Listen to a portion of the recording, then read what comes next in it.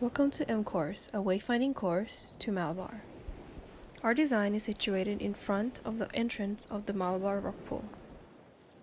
Here we present to you our first initial research. A research by Risher et al. Presents a concerning phenomenon of sea pollution with pollution concentrations reaching up to almost 24,000 pieces per kilometer square in New South Wales alone. This phenomenon has directly contributed to the rapid decline in Australia's biodiversity, hitting its lowest point in 2010. This concern is clearly portrayed in the art piece Extinction by Dan Piraro. Here, Piraro presents the foolishness of man's destructible habits indirectly endangering the environment, the only planet that is inhabitable to us. Ultimately, Piraro compares man with animals, suggesting the latter as a wiser species that know how to conserve their home. Despite man's upper hand, an analysis between man, animal, and plants show that we all originate from a similar biological structure. There is not much difference between all species, yet man lacks a sense of care for others. Presented here is a wild research question. Would man be more conscious towards the marine environment if we were literally part marine or animal? Here is a hybrid portrait presented by Daniel Lee in his project Manimal. With our initial curiosity, we conducted our own hybridization between man and marine organisms through a series of 3D printing processes. From our initial tactile exploration and inclination towards playfulness, our team wanted to present our message through a tactile game. One that is able to not only promote interaction between non-tactile and tactile users, but also educate the user of new tactile patterns. Ultimately, we were interested in two most endangered marine organisms, one of which was the New South Wales sea turtle. Here, our game presents 3 stages of turtle's development towards maturation, along with its exoskeleton pattern milled to its base, while a hexagonal gradient pattern was used to generate its shell pattern. The curve closest point script allowed us to generate a pattern that mimicked the turtle's exoskeleton. It consists of repetitive sequencing, scaling, and moving the curves depending on the number of sides that the particular geometric pattern contains. This tactile plate aims to present the contrast between healthy and post-bleach marine corals. With each coral on opposite end that fit like a puzzle into the tactile plate, the user is able to distinguish the texture between a dead coral and a healthy coral. The Flow plugin helps to create a curve closest point computational drawing.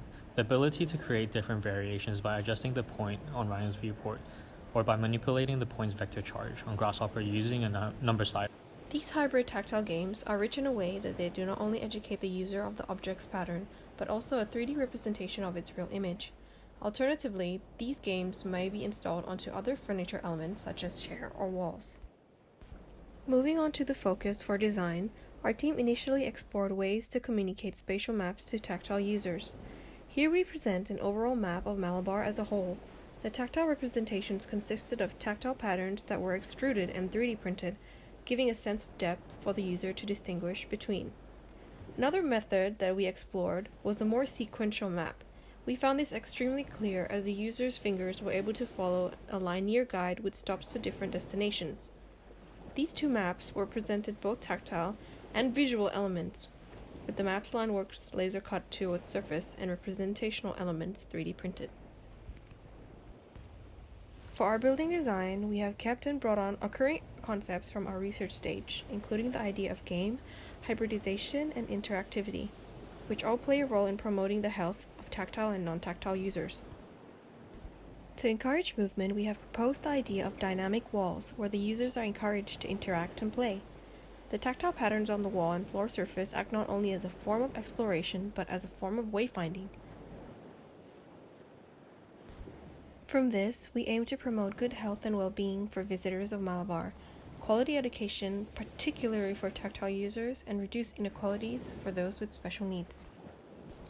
Important elements that we have taken into account for our project from the MAC House included wayfinding and spatial flexibility. While the S. Mahal House encouraged us to consider elements that connect to nature and health, the Friendship Park pointed out important elements such as walls in giving a sense of direction. We used the grid system to explore different types of building envelopes. The idea of using a grid system is to create a linear building form, creating ease of circulation for the users, flexible wayfinding, and create a minimalistic design. We use space syntax to explore how hybridizing rooms can recreate different playful sensations within a given space. The aid of Grasshopper is able to create different iterations according to room area size, estimated number of occupants, and function size from private to public spaces. Welcome to Malabar M course. The bus stop will act as an entry point, as it is located towards the main road. As seen here, dynamic wall channels installed on the ground will act as a form of wayfinding for the blind, with several sliding doors that guide the user, moving along the track towards the building entrance. The overall axle shows the floor tracks that serve the sliding walls are designed to fill the interior and exterior space of the site, to ensure a clear wayfinding course for the user. The building itself is situated at the existing entrance of the Malabar Pole. In replacement of the current inaccessible stairs, a new ramp will be installed for a smoother entrance for users. The design component.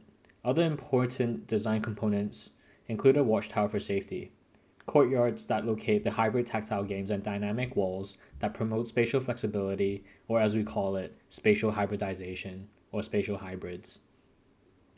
The exploded axles shows the dynamic walls designed throughout the building function to create flexible spaces by providing privacy, spatial division, multi-purpose, exploration, and movement. To clearly demonstrate the dynamic walls and spatial flexibility, detailed axonometric diagrams are split according to its spatial functions. Axonometrics situated at the top show the spaces when they are divided, with the walls moving inwards into the space, while axonometrics shown at the bottom show the space opened when walls are moved out of the space. This is M Course. Thank you.